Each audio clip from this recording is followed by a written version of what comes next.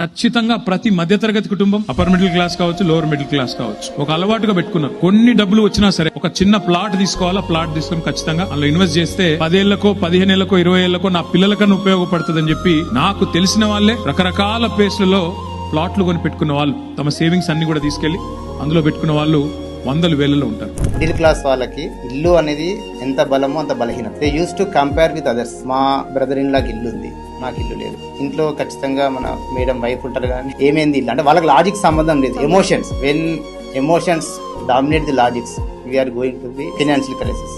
First ఇది తిరిగినా మన కంప్లీట్ గా రియల్ ఎస్టేట్ అవేర్నెస్ లేకపోవడం వల్లనే ఇవన్నీ ప్రాబ్లమ్స్ వస్తాయి.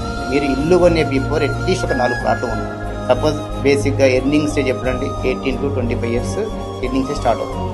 ఆ స్టేజ్లో మీరు చిన్న ప్రాపర్టీ సిటీకి దూరమైన రేట్ తక్కువ కొనిపెట్టుకోండి. మీ మ్యారేజ్ వరకు ఇంకొక ప్లాట్ కొనిపెట్టుకోండి. ఆఫ్టర్ మ్యారేజ్ 2 పిల్లలు పుట్టిన తర్వాత కంఫర్ట్ జోన్లో ఉన్నప్పుడు ఒక ఇల్లుకి వెళ్ళినప్పుడు మీకు ఏవైతే ఇన్వెస్ట్మెంట్ చేస్తారో 2-3 ప్లాట్స్, ఈ ప్లాట్స్ మీ ఇంటికి సపోర్ట్ చేయాలి. Without investing in real estate your life will be incomplete.